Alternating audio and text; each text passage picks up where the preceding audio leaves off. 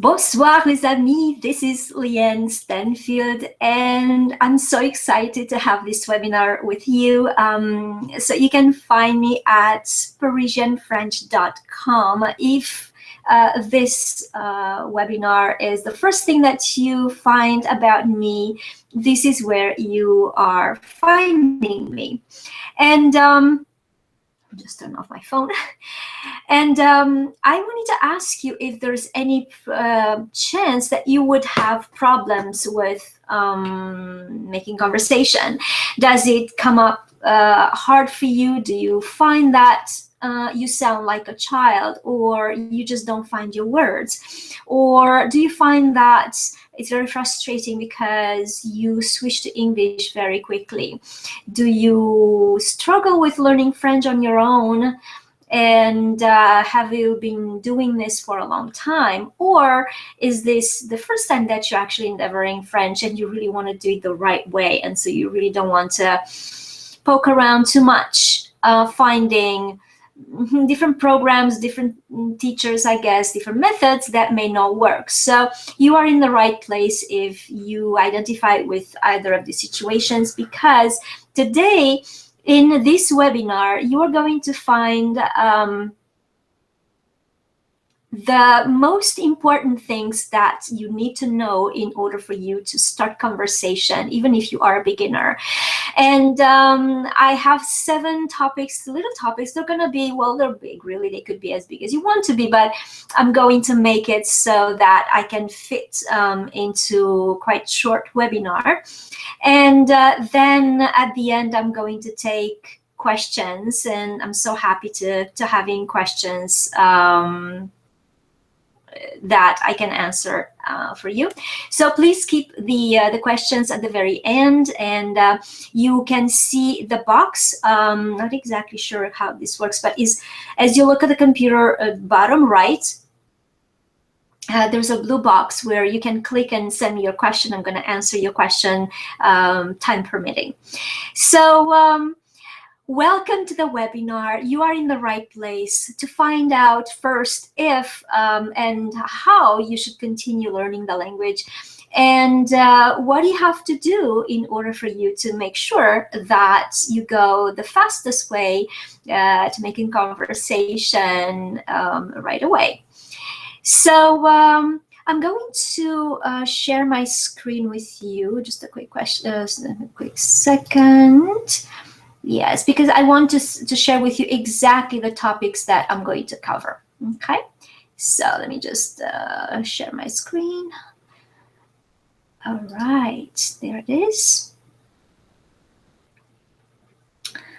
Okay, I'm just trying to figure out which one is. I'm gonna guess. Oh no, here it is. Perfect.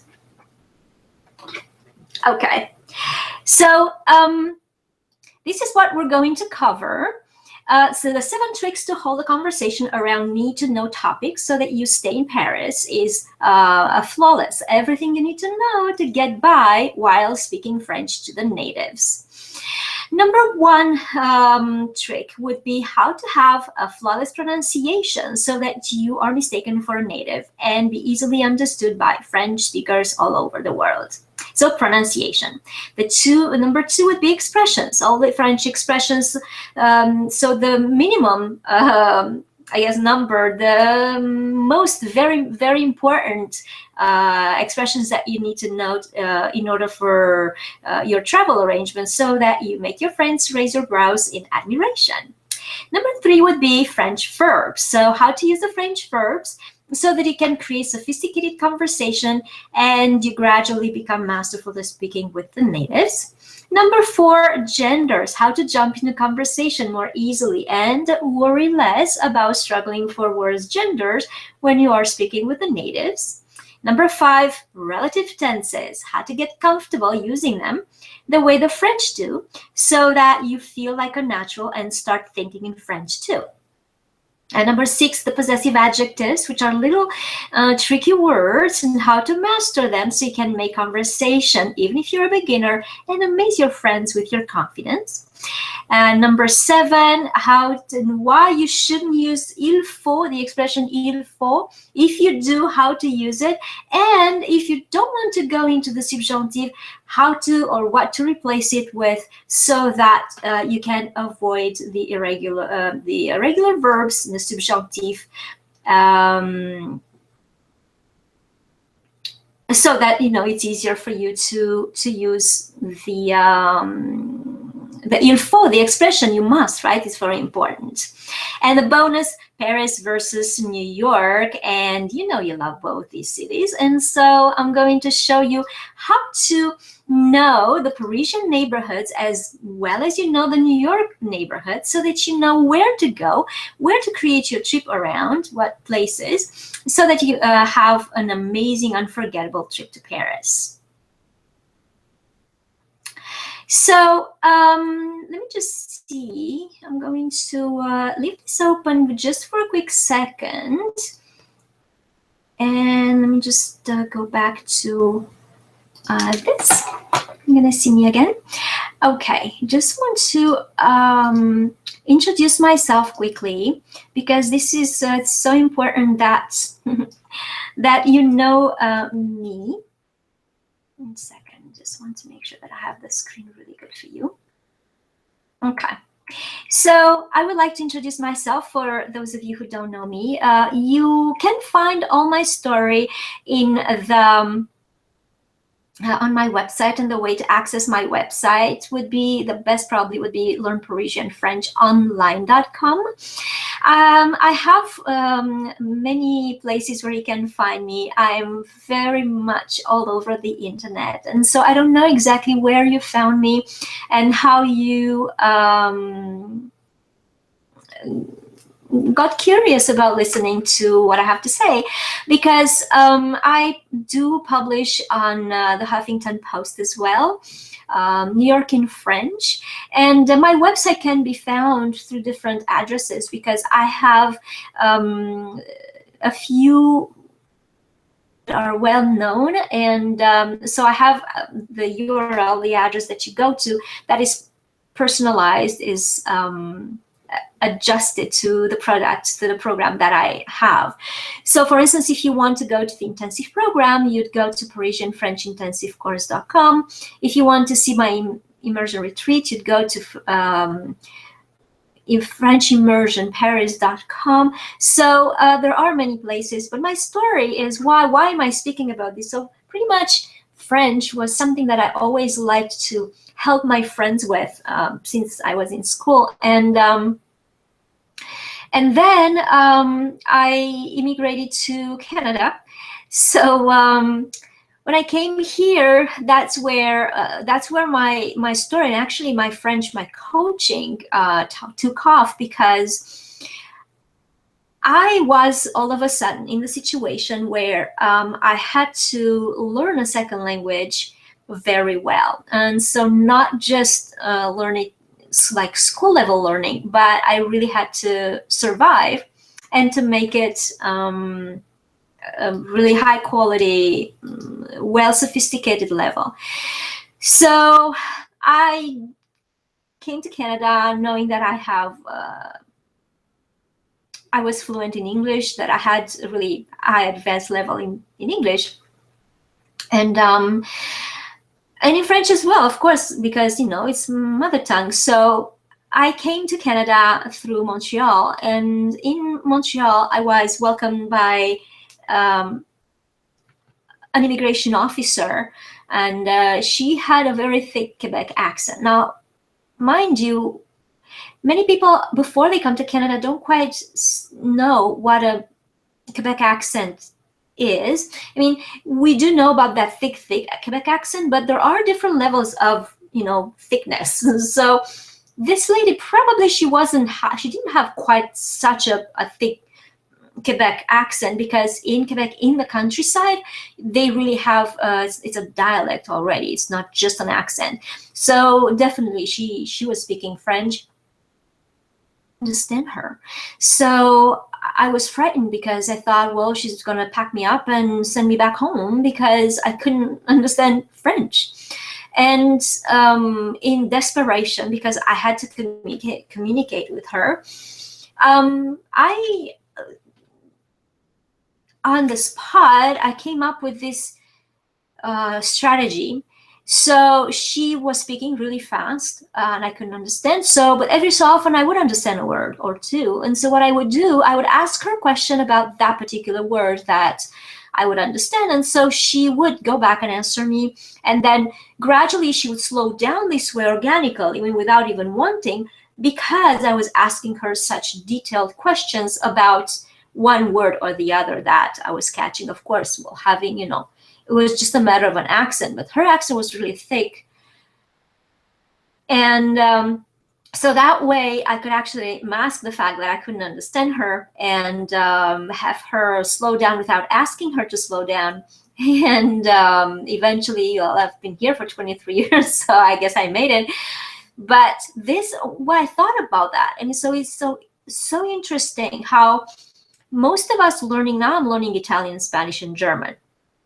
And most of us, and I'm sure you can relate to this if you've been to Paris or spoke to someone in French or even in another language, that you feel like the natives speak their language like it's like a huge long word. They're really linked with each other. But if you really analyze your own mother tongue, if you become more aware of the way you speak your English, you'll know that you do exactly the same thing. That's normal for mother tongue.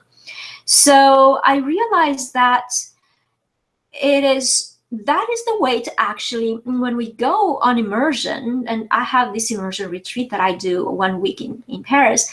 When we do that, when you go there, a lot of people tell me that they don't understand what they are told, what they, people are telling them. And so this would be one technique that would help you to actually have people slow down in their speech. And of course, if you're not in an you're not an immigrant there, and you really don't have to come up with survival kit like I had to.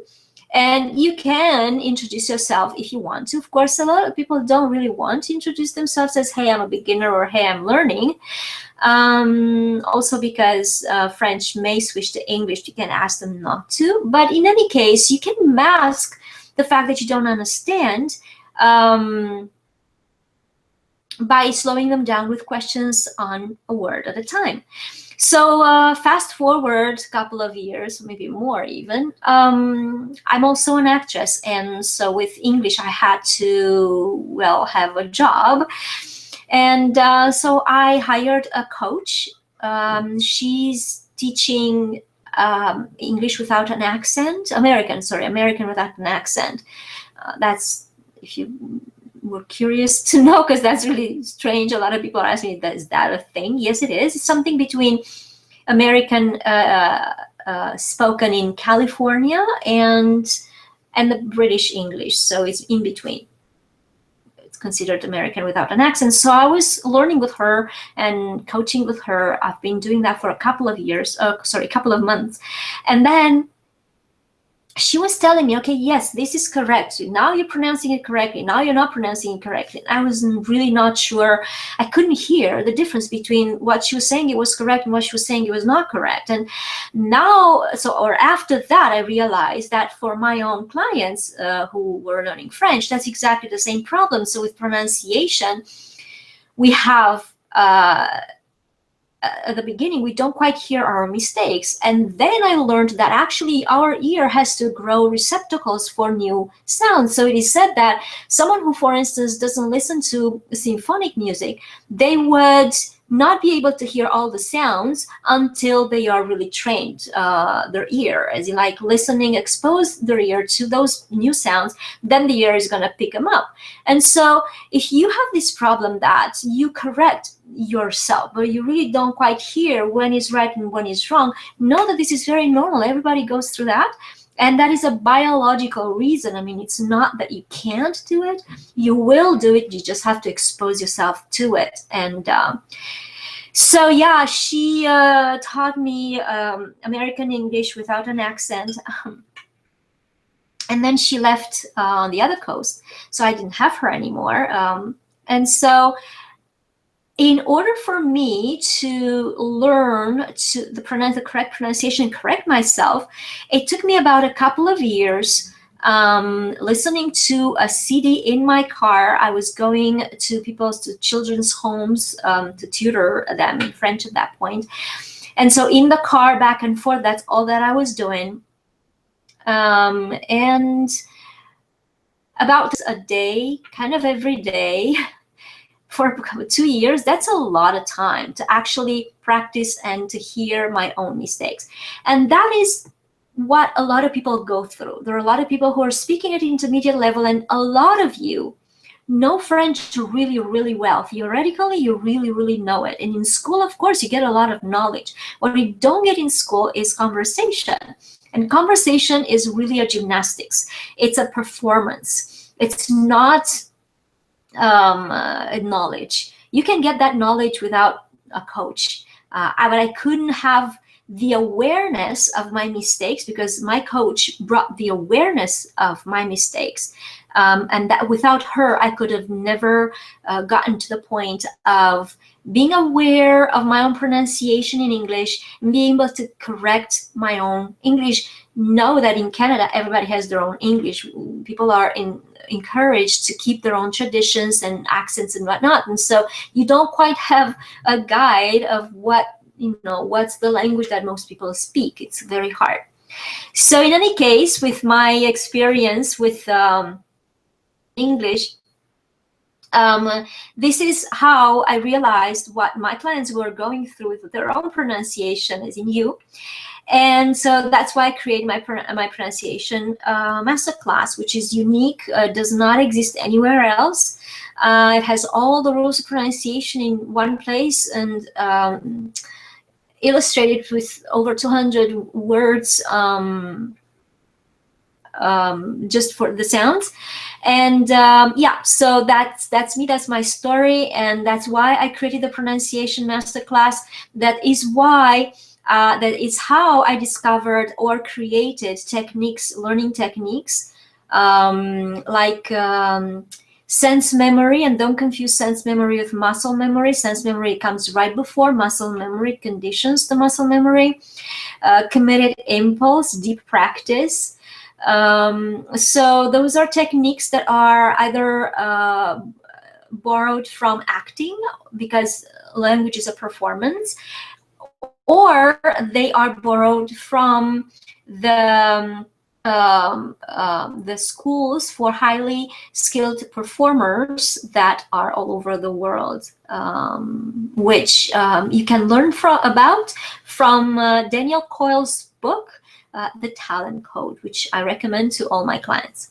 So this is me. I wanted to introduce to you the fact that I was going through this with my English, but now I go through the same phases and the same stages and the same challenges because I'm learning Italian and I'm learning Spanish and German at the same time. So I am just like you, and I know exactly what you're going through. So now I would like to go back to the webinar while you keep here, and let's talk about, I'm going to share my screen again with you. Okay, there it is. Where are you? Yeah, here it is. Yes, perfect. Okay, so how to have a flawless pronunciation so that you're mistaken for a native and to be easily understood by French speakers all over the world. Why am I saying this? Because Parisian French or standard French is that type of French that is understood all over the world. The difference between any other accent or variation of French and the standard French or Parisian French, as most people know or call it, is the fact that the sounds or the pronunciation and the spelling go hand in hand. So there are rules, and the rules are respected, and they are adored. It's very much pride that French people take in their language. The Academy has a say in half of the, like 50% of the evolution of the language, and the people to take the other 50%. So if something becomes very popular in the speech, in the masses, in the country, people, the people use expressions that appear anew, then they will make the dictionary as time passes, but the Academy will always have the final say. So what I would like to talk to you today about pronunciation are a few rules that are very, very rarely, if ever, explained in any school. And so if you have the crash course that I offer, the free French crash course that I offer through my newsletter, and if you are here and if you're watching this, you are going to receive that as well. And so you will see there, I'm explaining the rule of the sound E. But here, I would like to give you what you see here on the screen. So first of all, what are the vowels in French? A, E, I, O, U, and then U, and then E. So really, we have 7 sounds of the vowels in French. I'm just going to have a sip of juice.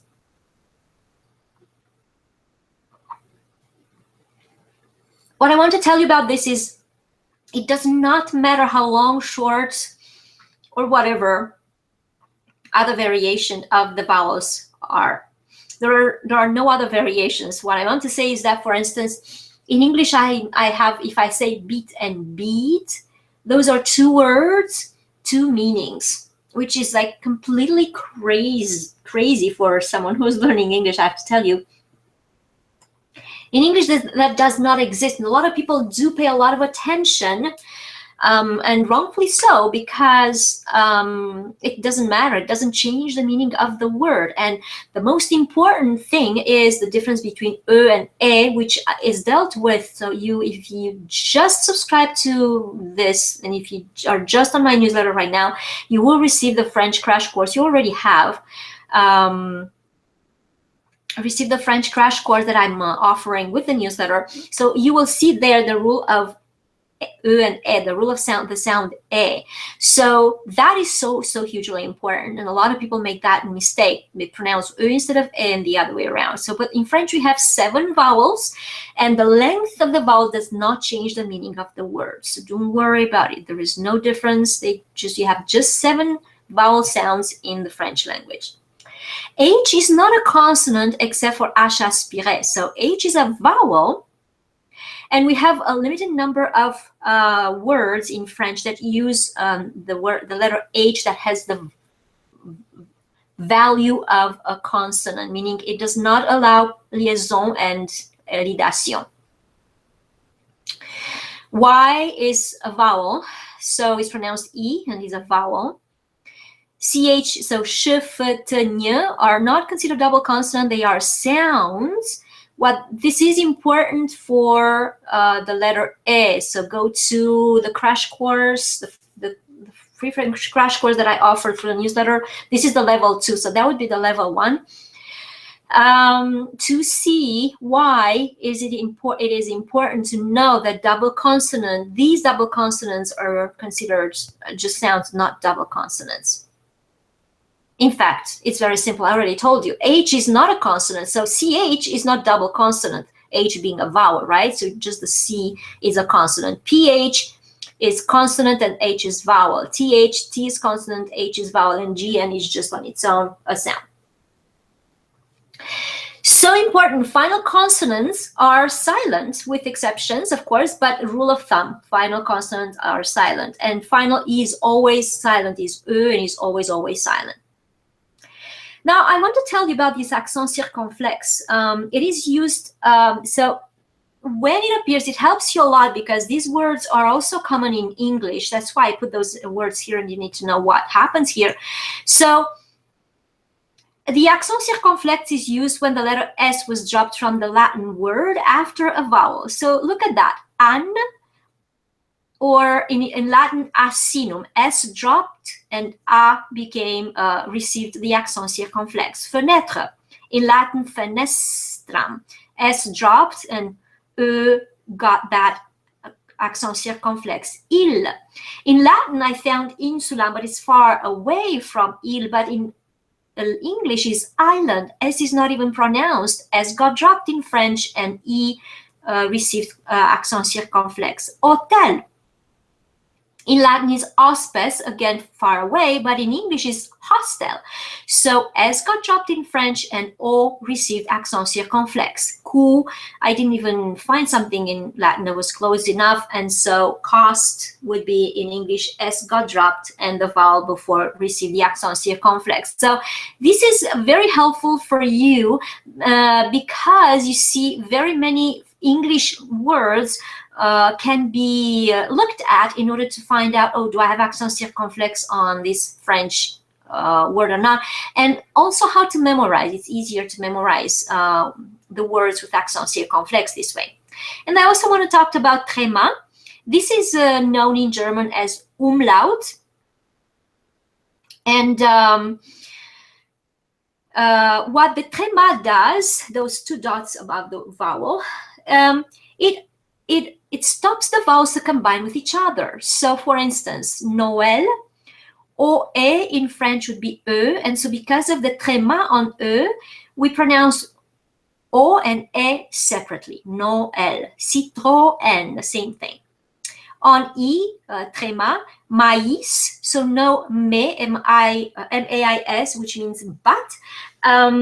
Not having a tréma, it's combining A and E become E. But in maïs, because of tréma, that is why A and E are pronounced separately. Naive, same thing. Egoist, in the egoist, O and E together without tréma would be wa. So I would pronounce egoist if I didn't have tréma. But with tréma, it's egoist, egoist. Okay, so let me stop this. So I hope that this is good explanation for you. So this is the part of the pronunciation that I wanted to tell you about, and it's so important to know about pronunciation, and also to have everything really clear, and this is just scratching the surface, right? And all the rules of pronunciation are in my pronunciation masterclass, and the pronunciation masterclass is part of the intensive program. So Violette Intensive, and you have you all are going to receive the PDF that I'm explaining with, and at the very end you'll have the link to the intensive program, because the intensive program actually explains all the rules of pronunciation. There are about 70, and so once you know that, you know how to pronounce everything, how to write everything. You'll never make a pronunciation or a spelling mistake ever again. And also you'll be able to read words that you don't even know what they mean, but you go to a restaurant and you know how to order. And so it's such an important thing to be comfortable and to know how to say things, and then go back home and look in the dictionary and find out. Okay, excellent. So now let's go to the second trick. I'm going to make it very quickly. Actually, yes, because I don't want to make this long at all. And of course, if you need to go more into it, you just go into your you're going to see the intensive program if you want to go more into this. And if this is short right now and it's too quick, you will always be able to replay. I'm going to send you the link to the replay as soon as this webinar finishes. Good. Number 2, most important French expressions that you need for your travel arrangements so that you make your friends raise their brows in admiration. I'm going to read these expressions and you can see what they mean. I'm not going to read the English side. Où est la station-service la plus proche? Le garage le plus proche. Où est la station-service la plus proche? le garage le plus proche. Le plein, s'il vous plaît. Le plein, s'il vous plaît. Le niveau d'huile. Le niveau d'huile. La pression des nœuds. La pression des nœuds. Be careful, P is silent here. La batterie. La batterie. Est-ce que vous pouvez me donner un reçu? Est-ce que vous pouvez me donner un reçu? Est-ce que vous pouvez m'amener à cette adresse? Est-ce que vous pouvez m'amener à cette adresse? Combien est-ce que je vous dois? Combien est-ce que je vous dois? L'aéroport, s'il vous plaît. L'aéroport, s'il vous plaît. Où est-ce que je peux trouver un taxi? Où est-ce que je peux trouver un taxi? Un ticket, s'il vous plaît. Un ticket, s'il vous plaît. Un carnet, s'il vous plaît. Un carnet, s'il vous plaît. Quelle direction dois-je prendre pour aller à? Quelle direction dois-je prendre pour aller à? Quel bus dois-je prendre pour aller à? Quel bus dois-je prendre pour aller à? Où est l'arrêt d'autobus? Où est l'arrêt d'autobus? Pouvez-vous me donner les horaires des trains? Pouvez-vous me donner les horaires des trains? Est-ce que c'est le bon quai pour le train de Paris?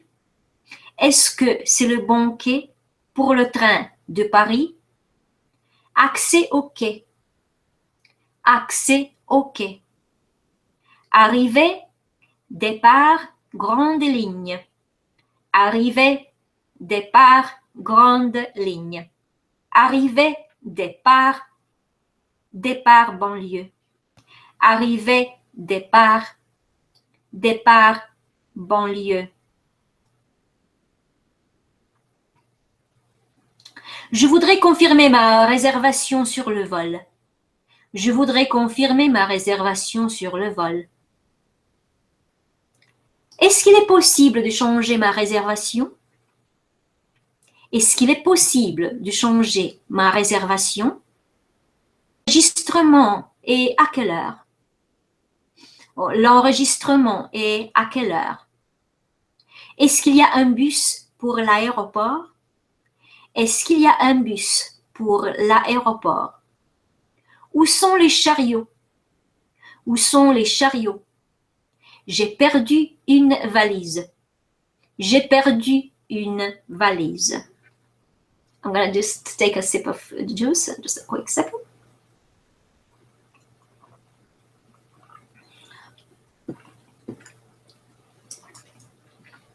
Okay.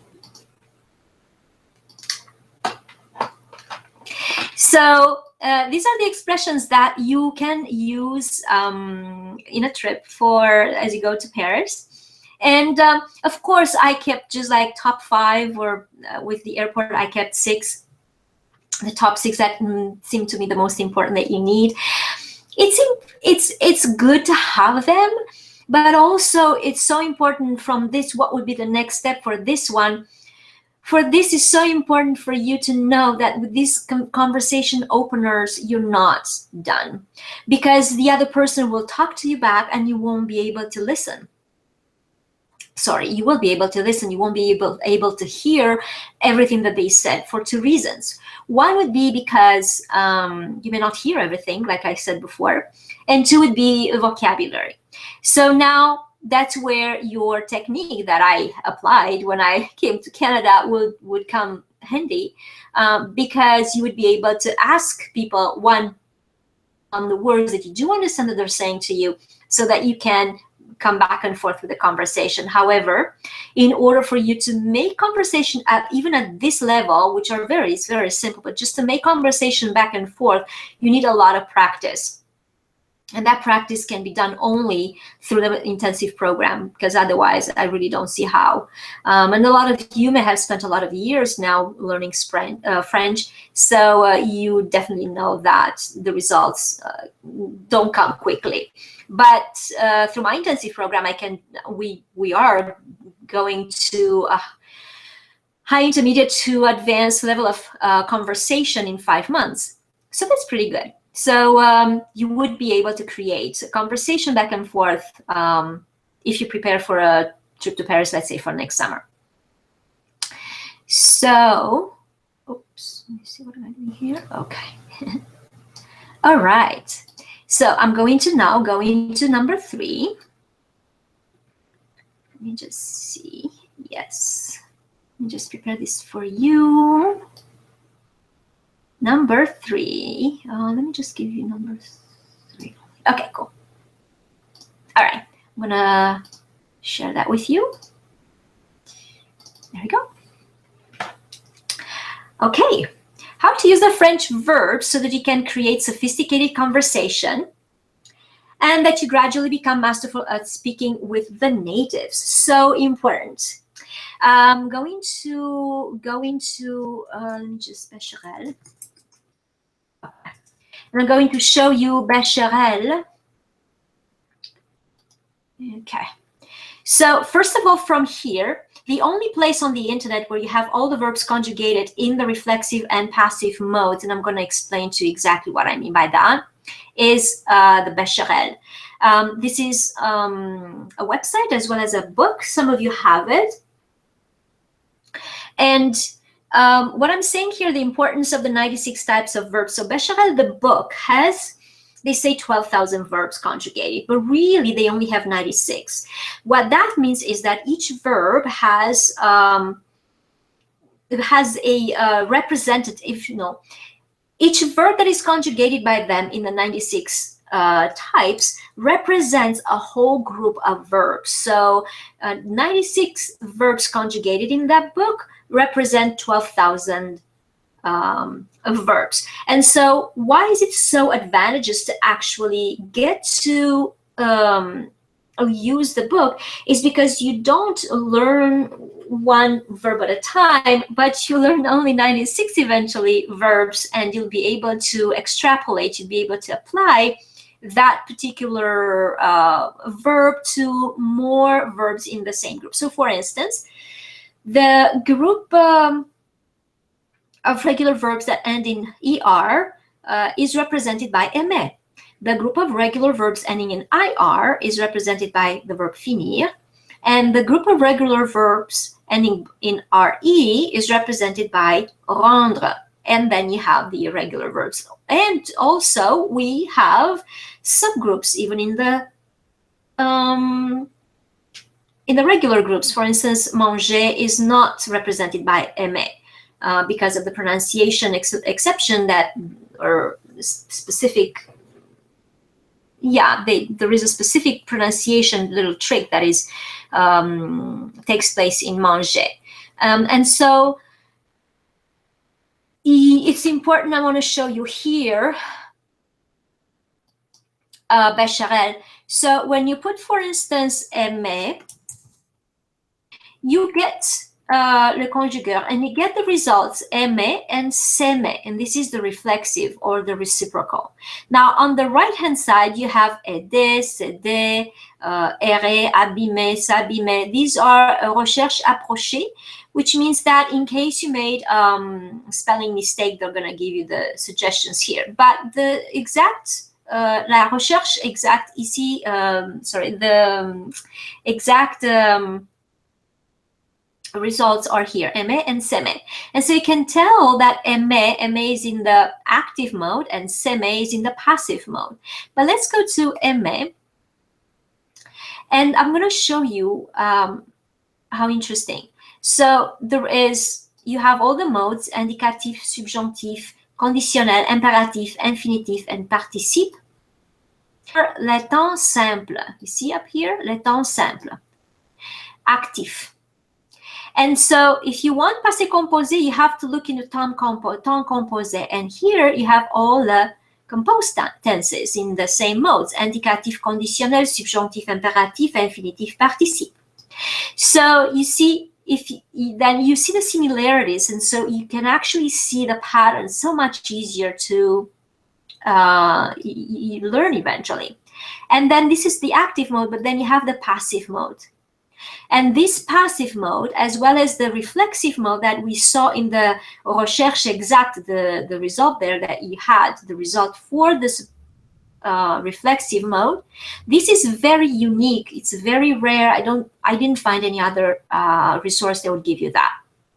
Typically in the book, in the Becherel book, they give you one example with reflexive, and then you just follow the pattern, and one example with the passive. But this is what I strongly recommend. It's absolutely amazing. So going back, Le Becherel, I strongly recommend that you get it. Perfect. So yeah, so it's so important. Use Becherel, get the book, and this way you're going to be able to learn how to easily conjugate many more verbs than just learning one verb at a time. So you see how French comes with a lot of rules, so that you have one rule and you apply that rule to more situations, so that you can easily use what you've already learned in other situations, other verbs, and also that you don't have to memorize a word at a time or verb at a time. So the pronunciation rule is the pronunciation rules are those that are helping you not to learn one word at a time the way that we learn in English. And Becherel is helping you to not learn one verb at a time the way we, well, I guess in English the grammar has the rules, of course, but and in French as well, so you know how to use the French rules. And this too, I mean, knowing this is not enough. You need practice. And the next step for you from here would be to practice and use all of these, and to introduce different verbs depending on how often they are used in conversation. So I have a trick for that too. If you follow me, you'll probably, or if you follow me, you already heard me saying that, or if you want to share that with you, it's going to be easy for me to explain what are the most used verbs for each and every person without even knowing you. I'm going to tell you exactly how that is, but that another time. So, okay, let's go back to, let me go back to the little cheat sheet here. I'm begin cheat sheets. Number 4, how to jump into conversation more easily and worry less about struggling for words, genders, when you are speaking with natives. So the genders can only be memorized one word at a time. That's good news and the bad news. The bad news is that you cannot have a specific rule for genders. And actually, I had found a link for about.com that's really interesting. They have 2 pages of rules only for genders in about.com. So it's easy for you. Just Google about.com genders and or exceptions, and you will see how many rules for genders there are. Well, how are you going to actually think about all these things when you make conversation? That's why a lot of people think that French is a difficult language. It actually is not. And so I want to give you here some exceptions for the rule that most people use, that masculine words end in a consonant and feminine nouns end in a vowel. So exception for masculine words that end in a consonant: le cube, le tube, le verbe, un musée, le magazine, le dictionnaire, le pourboire, le vocabulaire. You see how many? And exceptions from the rule that feminine nouns end in a vowel: la dent, la soif, la faim, la faim, la faim, la leçon, la main, la maman, la tour. So Like I said, it's very easy for you. Please do that.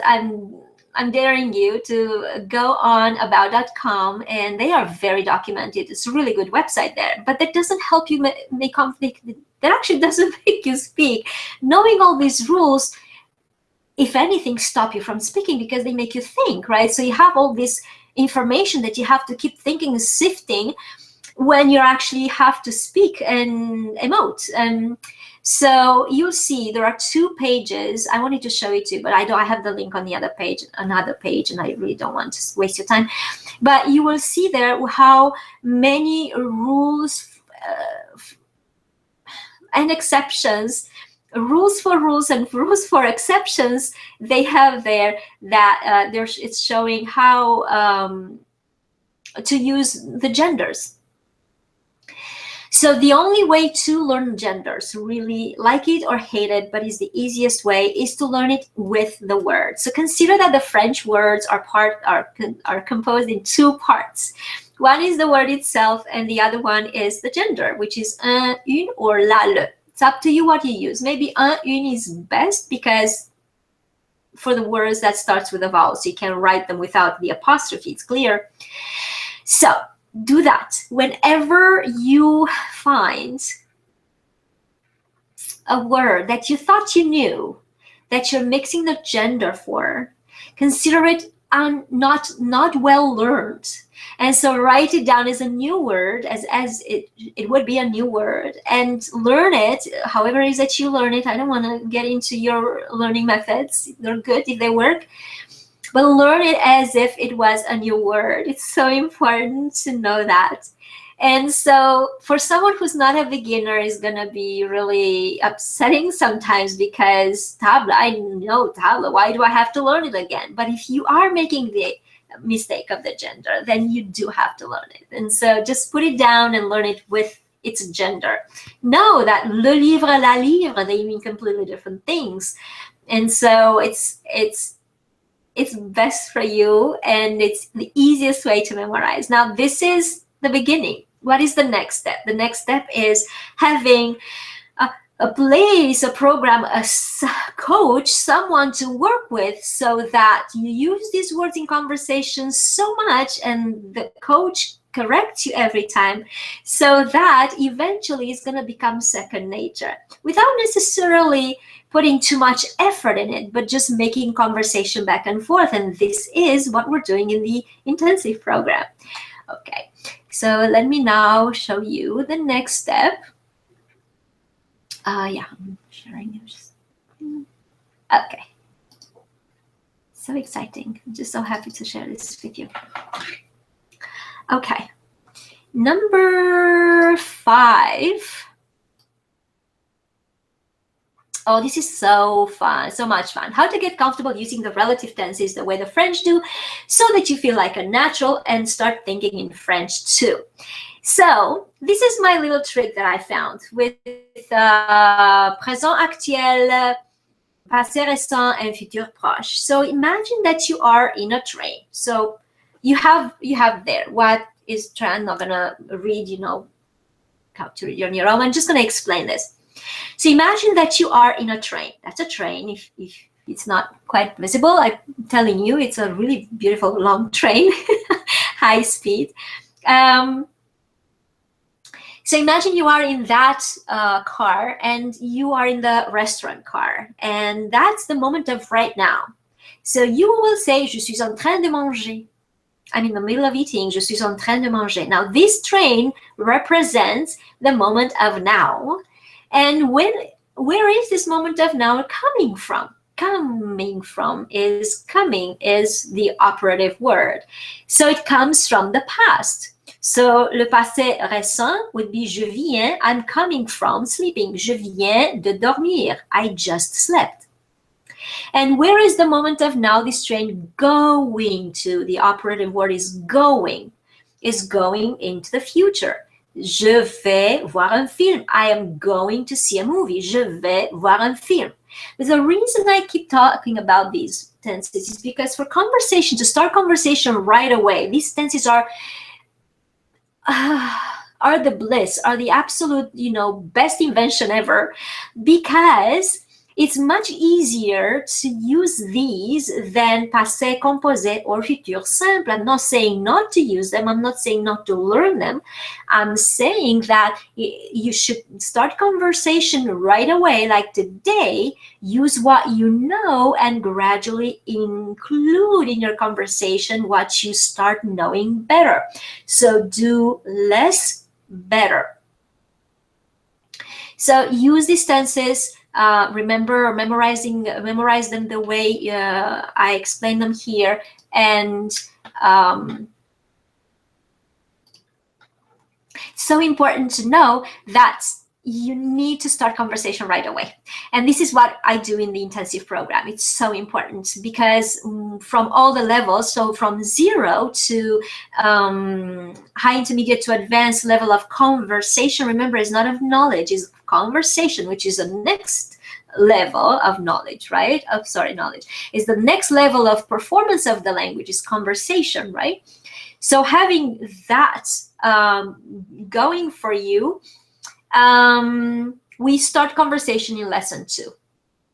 So we start conversation in lesson. It's so exciting to see people who are actually starting from 0, that they actually make conversation with very simple words that are introduced in the first 2 lessons, and so they make conversation right away. Now, if you're not a beginner and if you are an intermediate, this intensive program is adjusted. So we do from your level to high, intermediate to advanced, and then we do also advanced level lessons. So in any case, you need to start speaking right now. That's my whole point, and I'm an advocate for that. I really think it's so important. And next pick would be number 6, which is, let's see, how to master the possessive adjective so that you can make conversation even if you are a beginner and amaze your friends with your confidence. This is a cheat sheet. I'm very big in cheat sheets. This is a cheat sheet that I always recommend that you have on the computer. Write it on a sticky note and have it there. And try to make stories and sentences that are pertaining to your own life. So every sentence, example, practice, exercise that you do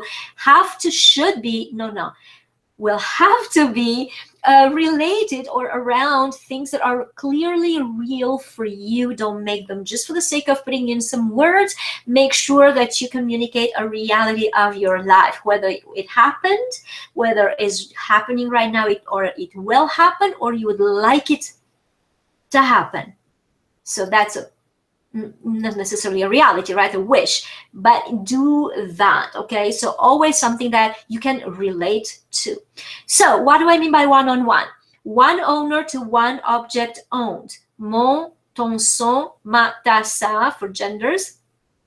So example, mon ballon, ton pied, son bras, ma poupée, ta main, sa tête. One to many, one owner to many object owned. Mes, tes, ses. Example, mes ballons, tes mains, ses bras. Doesn't matter the gender anymore. Many to one, many owners to one object owned. Notre, votre, leur. Notre leçon, notre leçon, because we are more and we have one lesson. Votre maison, leurs vacances. And many to many, many owners to many object owned, nos, vos, leurs. So what I'm giving there is notre maison, nos lits, our house, our beds, right? Leur maison, leur lit, their house, their bed. So they are adjectives because they qualify the noun. They don't qualify the owner. You have to review this, and probably you'll have to listen again to this if you're a beginner to this.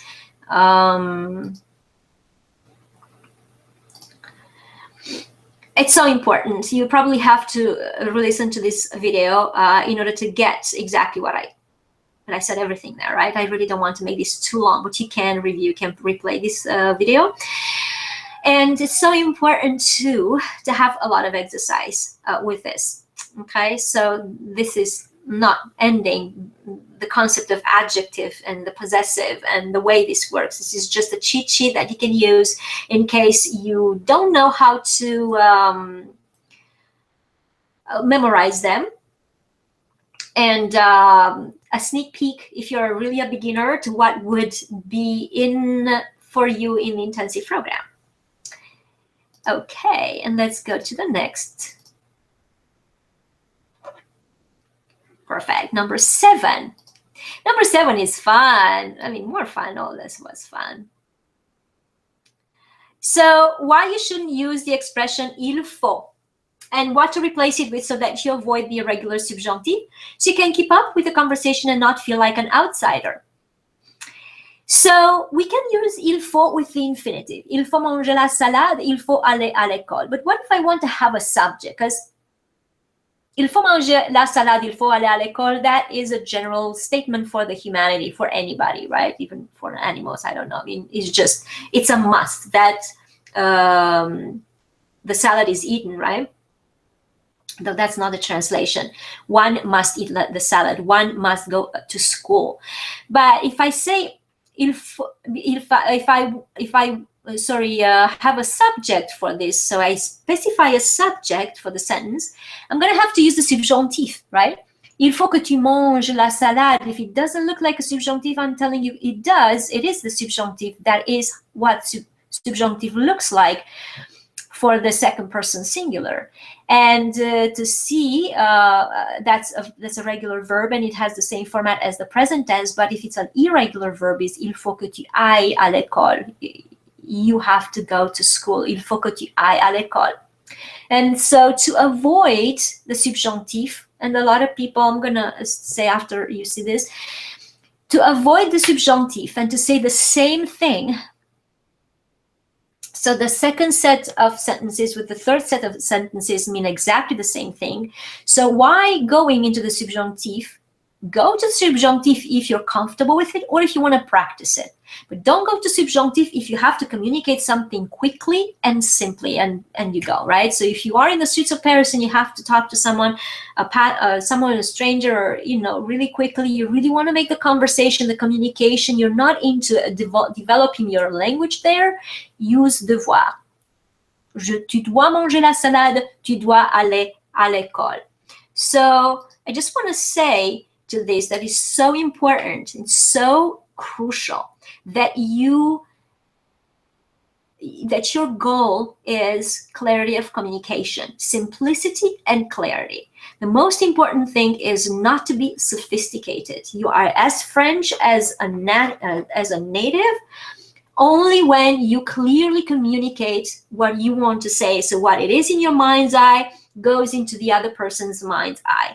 If you focus on the clarity of communication, then everything else is going to sort out. You're going to eventually be able to speak flawlessly in a sophisticated manner, an advanced manner too. But if you have been learning French for years now and you're not yet there, odds are that you're focusing too much on the complexity than to the clarity of communication. So simple language tends to be simple. Conversation tends to be simple. Writing language is different in French, right? So we're writing, even we have even different tenses specific for writing, but that's a different story. But if you want to make conversation, if you want to have trips, into trips to Paris with friends, with family, have fun, enjoy the art of being bilingual, then you need to give up on being sophisticated and take on the idea of doing less better. Make it simple. Focus on the clarity of communication in both pronunciation as well as the phrase construction, words that you use. Don't go for very complicated things. And of course, this is just the beginning. It's just scratching the surface. That's all I can do in a crash course, because dropping the natural tendency of complicating things, it's something very hard for adults. most of us know how to get more complex rather than to be, to strip down and being simple. Simple doesn't mean simplistic, it means clear. So that's so important, and I wanted you to know that.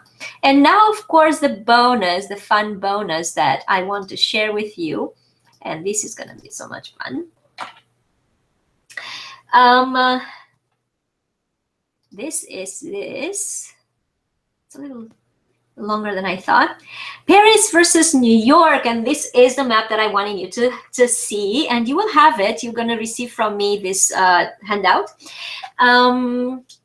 A parallel between the Parisian neighborhoods and the New York neighborhoods. And be honest, you know the New York neighborhoods from the movies, of course, so that you know exactly where to go and what to avoid, and create a memorable experience that you'll talk about for years with your family and friends. So see Manhattan, New York State, New Jersey, Staten Island, Bronx, Queens, Brooklyn. And then if you look even closer, you see Upper East Side, New York University. It's so much fun, so much fun. The Central Park. So if you have a map of Paris and this, and look and see exactly what areas, arrondissement, these are the arrondissements. So which one is which, and then you'll know what to expect in the atmosphere, and of course you already know some of the places that you should visit, but don't avoid the rest, right? You see, it's really so much fun. So I would like to take some questions. Let me see if I have any questions here. Let me see. Yes, I do. I do have some questions. Let me see. Oh, I just wanted to recap what we learned. So let's recap first what we learned. So important, because otherwise it's going to be hard. Let me just show this. Let's recap what we've learned today. So how to have a flawless pronunciation so that you are mistaken for native and be easily understood by French-speaking or speakers all over the world. All the French expressions you need for your travel arrangements so that you make your friends raise their brow in admiration. How to use the French verbs so that you can create sophisticated conversations so that you gradually become masterful at speaking with the natives. How to jump into conversation more easily and worry less about struggling for worse genders where you are speaking with natives. How to get comfortable with using the relative tenses the way the French do so that you feel like a natural and start thinking in French too. How to master the possessive adjectives so that you can make conversation even if you are a beginner and amaze your friends with your confidence. Why you shouldn't use the expression il faut and what to replace it with so that you avoid the irregular subjunctive and keep up with the conversation and not feel like an outsider. The bonus was Paris versus New York.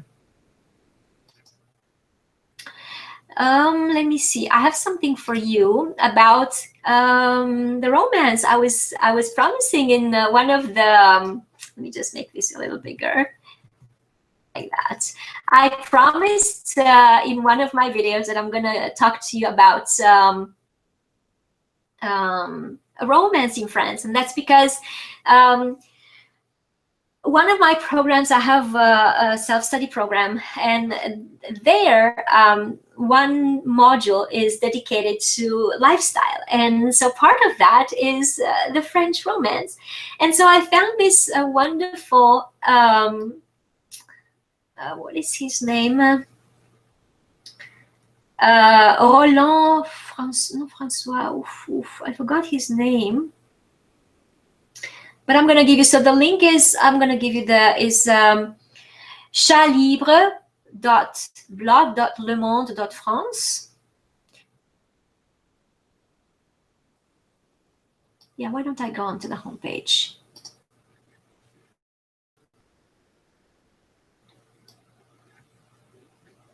À propos.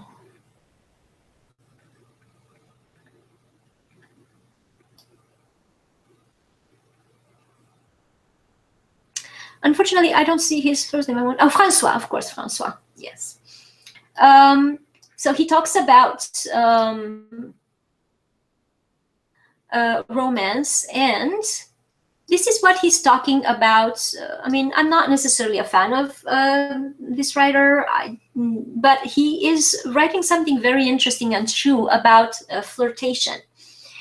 In Being French, which is a book that he wrote, I point out that flirtation is a very different thing than picking up. Picking up is a kind of hunting game with a very pointed and invariable goal. Flirtation, at least in France, is a totally different thing. It's a way of being in everyday life, and unlike picking up, it has no defined goal. Sometimes with French, flirt because it's just delightful to do so. It is the salt and pepper of life, allowing each one to check, and at different levels, if he or she still has some charm operating. So this is very true. Sometimes being every day is not so. Is the salt and pepper of life. So this is what I wanted to tell you, that this is what the concept of flirting, French flirting is. It's just the salt and pepper of life. It's just something fun with no defined goal. It's just a way of being, a way of life. Just wanted to share that with you. So where was I? Here.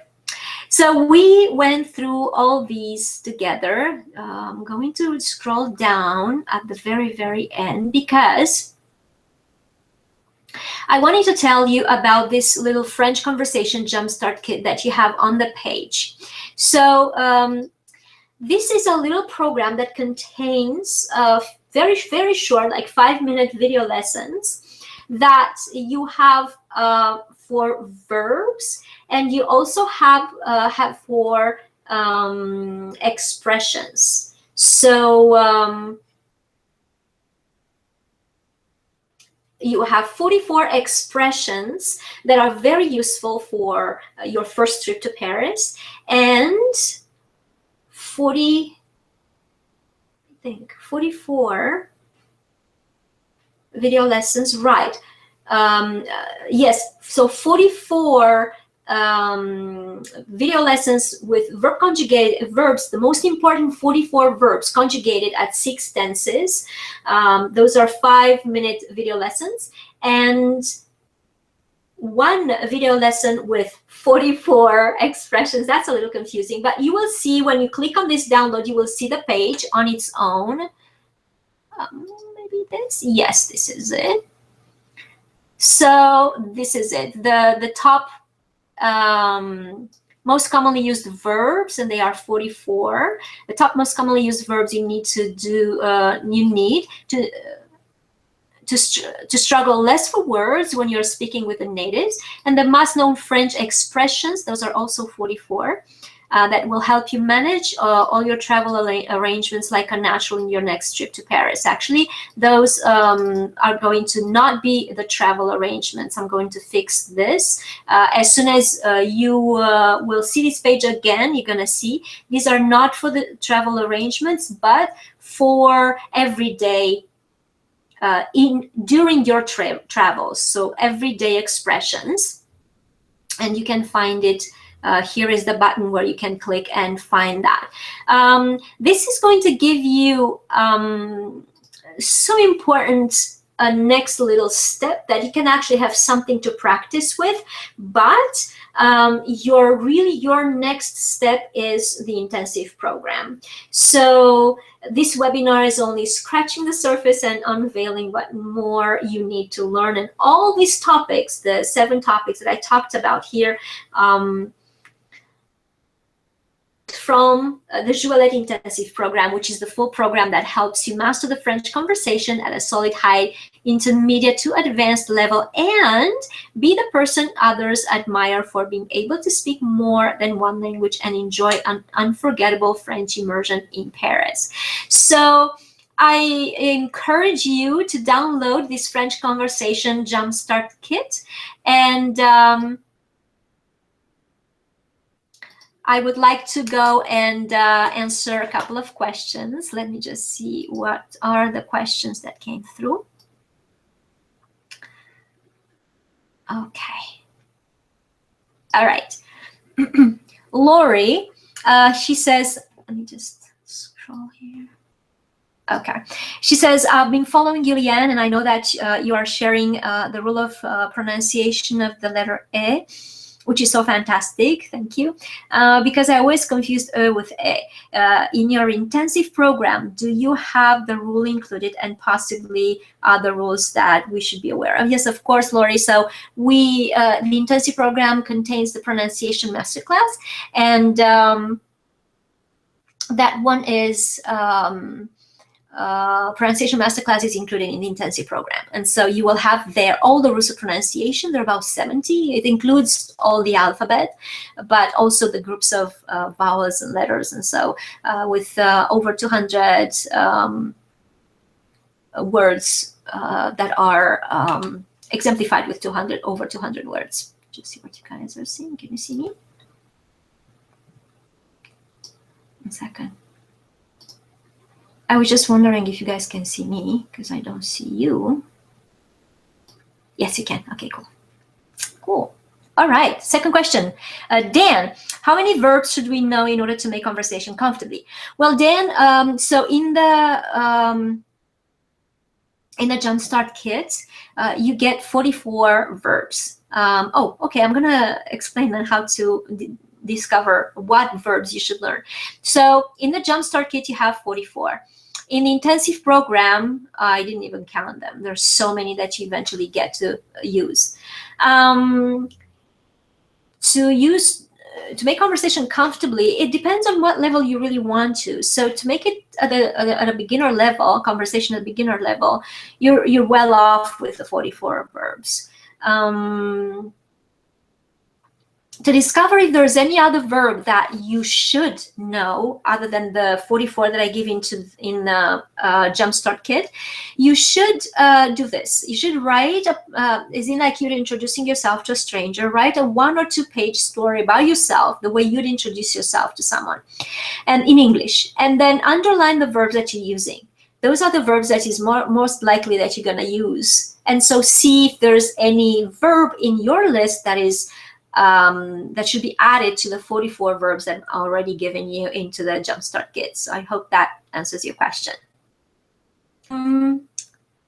Marina, should we avoid using future simple in conversation? No.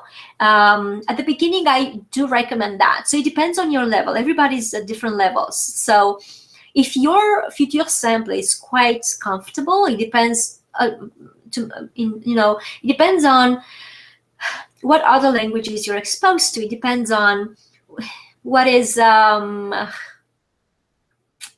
mean, everybody's very different. We have selective memories, right? So if your future sample is comfortable, then use it. Make sure to slow down so that you don't have to stop. See, that's the thing. So we talk, and then we don't know what to say, and then we stop. That's what I don't want you to do. So you have to slow down your pace so that you give your mind, your brain, time to gather the information, gather the words, and so see what speed works for your pace. Now, if that speed is not comfortable, then I would avoid futur simple, and I would use futur proche, and then gradually, they'll use every so often futur simple to become more and more comfortable with it. Donna, what level of French should I have to be able to come to your immersion retreat? Oh, wonderful question, Donna.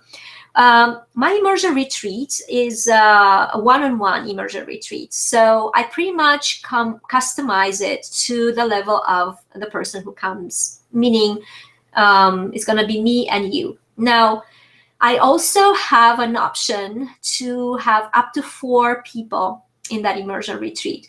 And it's very comfortable for a beginner. So I never recommend someone to come on my immersion retreat if they are a beginner. Many or most times an immersion retreat done too early turns the person off and doesn't encourage them to learn more.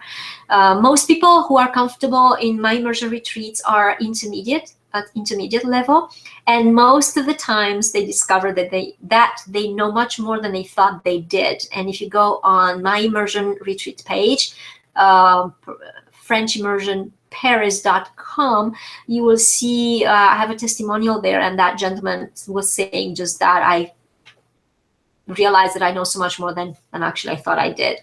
And that's the impression that you want to leave the immersion. He went twice to Paris, and so the first time he said that, oh my God, I was amazed that I knew so much more than I thought I did. So level should be intermediate. The intensive program prepares you for the immersion. So intensive program is absolutely enough, and it's designed to help you, designed to prepare you for the immersion retreat. Jim, what level of the language is the Jumpstart Kit? Is it enough for the immersion in Paris? The Jumpstart Kit contains 44 verbs and 44 expressions, day-to-day expressions. So if you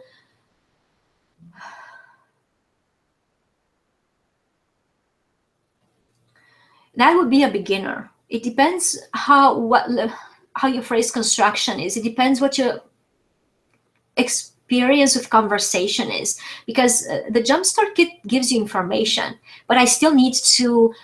And also you need to be at least 10 hours on Skype with me. I mean, it doesn't matter. It doesn't matter. You may be the most advanced and you just need the conversation. It doesn't matter. You need at least 10 Skype classes with me so that we can know each other well, so that I can know how to coach you in Paris. Just send me a message. Email me, and we'll start discussing and talking, and we'll see exactly the level that you're at. We can do an assessment class together, and we'll figure it out exactly what you need. And that's it. Well, thank you so much. I really don't have time. I wish I did have more time for more questions, because I didn't want to make it, I really didn't want to have it longer than an hour, but it happened to be more than an hour. So I'm going to leave you with,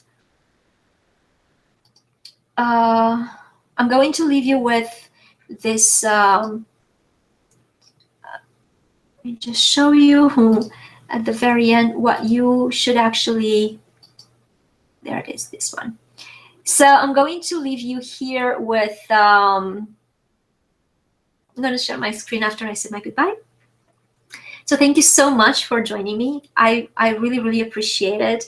Like I said, this crash course, which is level 2, as the other first crash course that you get through my newsletter, are just scratching the surface in order for you to, showing you what you should know, giving you a beginning, a start. This is where you are today. And the intensive program is that offers you everything that you need, which is the intensive program is, again, 100% customized to you, and will prepare you to the immersion retreat, the immersion in Paris, whether you come with me or you go on your own or with someone else, it doesn't matter, but that prepares you for conversation at a high, intermediate to advanced level, and so that you are comfortable and not feeling like an outsider. So thank you so much for joining me. I enjoyed every single minute of it. Do send me your questions. Go onto the blue box that's below and click on it and send me your questions, and I'll be more than happy to send you the reply, the answer, and as many questions as you need to clarify where you're at and what do you want to do from here. So thank you so much. I appreciate you very much, and I wish you all the best, and don't ever give up on your dream to become bilingual. Learn to speak Parisian French on Skype and travel the world. Merci beaucoup et à bientôt. Au revoir.